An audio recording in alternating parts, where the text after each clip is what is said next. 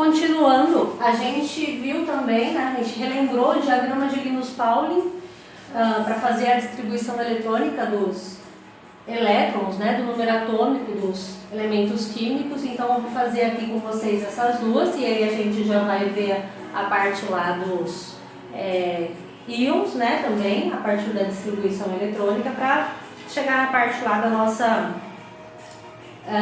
ligação química propriamente dita. Então, coloquei aqui para vocês o cloro e o oxigênio.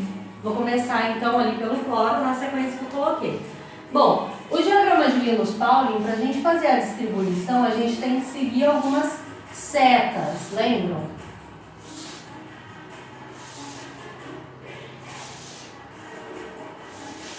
Sempre seguindo a sequência da seta. Então vamos lá. Cloro, então, vamos fazer a distribuição. Primeira seta passa pelo 1s2, então eu vou pôr aqui, 1s2.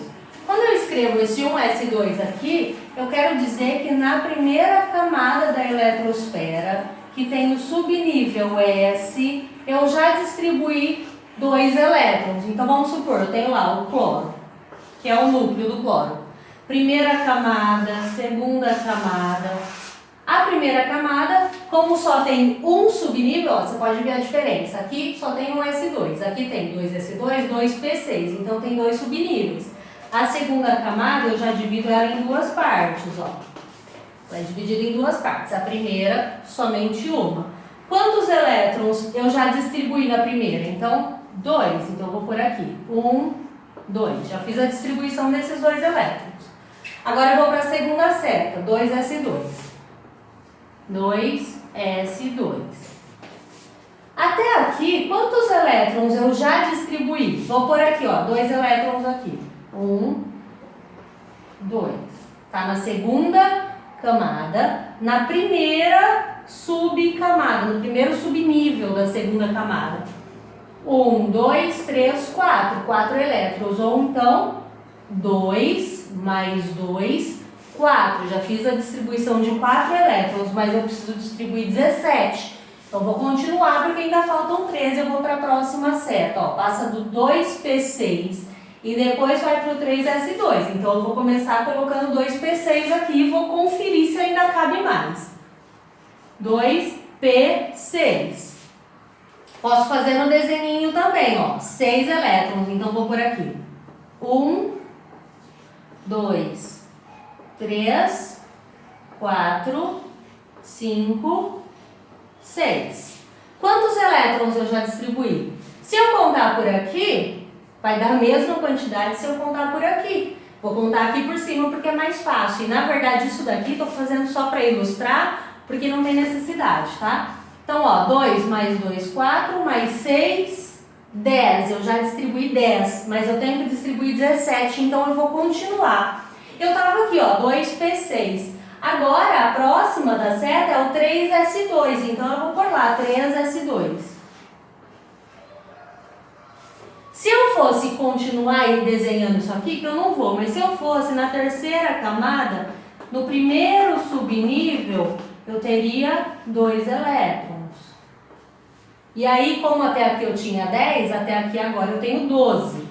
Mas eu não vou ficar fazendo esse desenho aqui, porque é cansativo fazer o desenho, é muito mais fácil fazer pelo diagrama. Então, até aqui, 2, 4, 10, 12. Falta ainda 5, então eu vou continuar no diagrama. Como eu acabei de passar por aqui, eu volto para esta seta, lá no início dela. Eu tenho que passar pelo 3P6.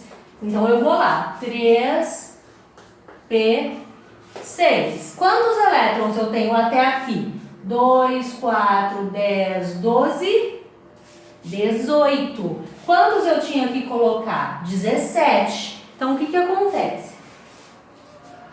Esse 6 é o máximo de elétrons que cabe nessa subcamada, nesse subnível. Mas se eu colocar o 6, eu vou estar distribuindo 18 elétrons e não 17. Então, não posso. É só eu colocar 5 aqui. Tudo bem? Porque agora 2, 4, 10, 12, 17. Cheguei no número atômico do cloro.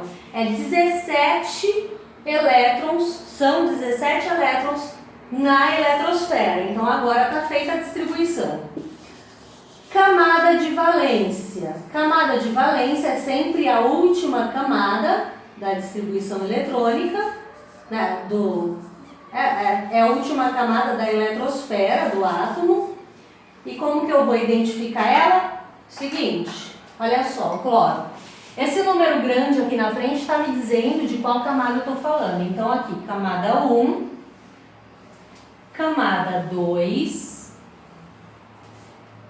camada 3. Então qual é a última camada? A camada 3, camada de valência. E eu preciso identificar quantos elétrons tem na última camada. Então eu vou olhar aqui na camada 3, que é a última, todas as partezinhas dela e vou computar estes elétrons.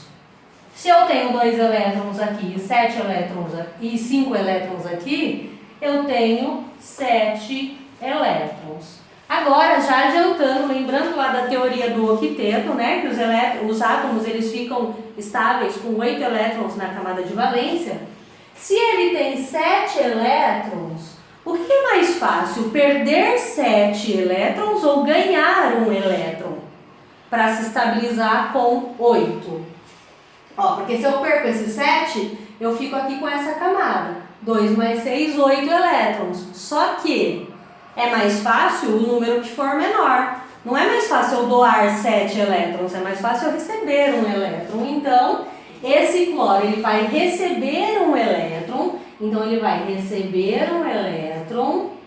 E quando ele receber um elétron, ele vai ficar com a carga negativa. Porque se ele tem 17 prótons lá no núcleo e ele tinha 17 elétrons na eletrosfera, mas agora ele ganhou um elétron, ele fica com um elétron a mais. Então eu tenho aqui o meu ânion cloro, cloreto é o nome dele, tudo bem?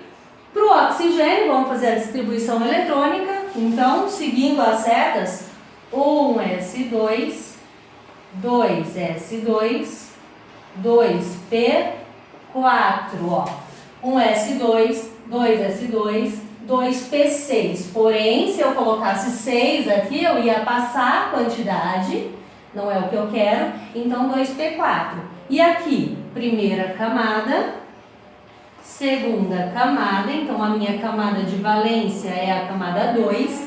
E quantos elétrons eu tenho aqui? 6. 6 elétrons. É mais fácil ganhar 2 elétrons ou perder 6 elétrons? É mais fácil ganhar 2 elétrons. Então, o oxigênio ele vai ganhar 2 elétrons. Lembrando, então, que ele vai ficar com 2 elétrons a mais. O elétron tem carga negativa, por isso, o ânion oxigênio 2. Tudo bem? Então, é dessa forma que a gente determina a carga dos íons, cátions ou ânions.